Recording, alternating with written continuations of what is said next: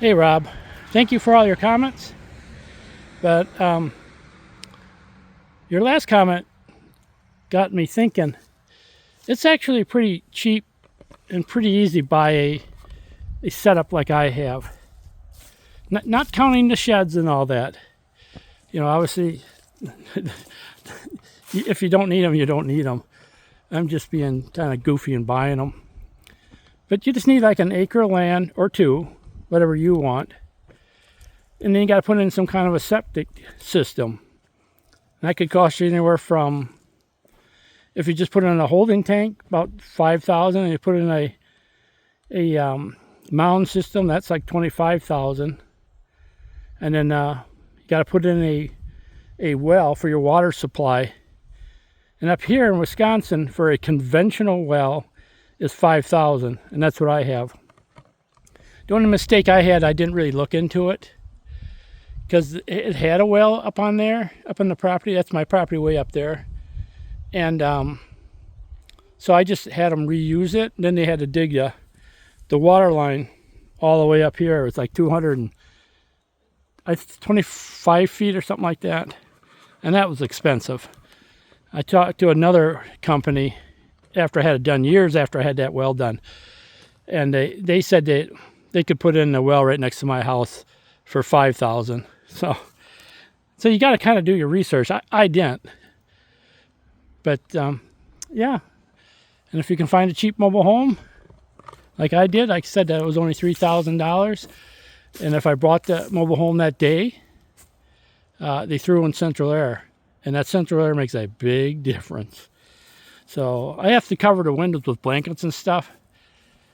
I don't normally look at them anyhow, so it didn't bother me. But with that central air during when it gets 90 out to 100, you could turn this into an ice box. That's how cold it gets. You actually sometimes get so cold I got to get out and go out in the heat to get warmed up.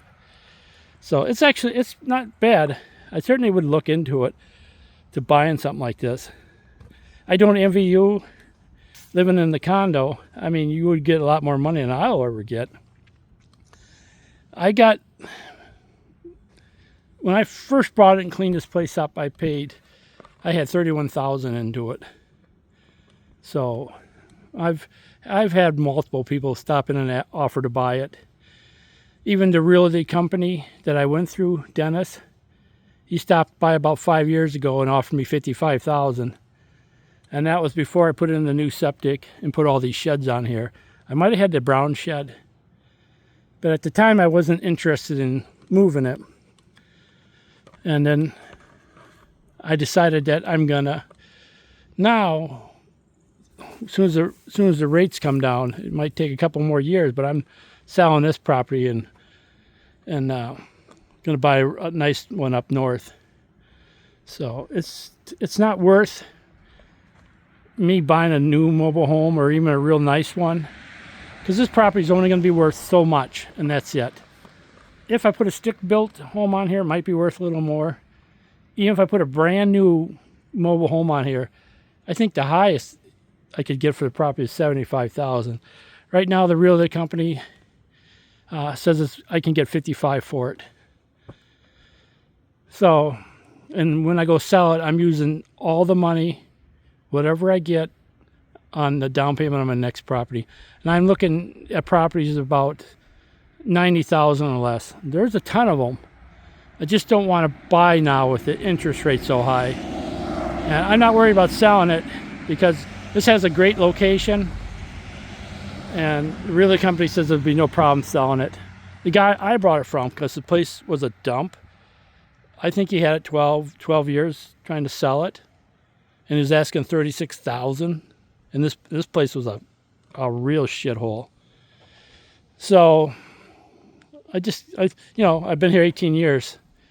It takes time to do stuff. So, but anyhow, those saddlebag liners, I used it for when I went into the hospital. And these are just bags. There's no compartments in them at all. And hopefully you can see the design of them.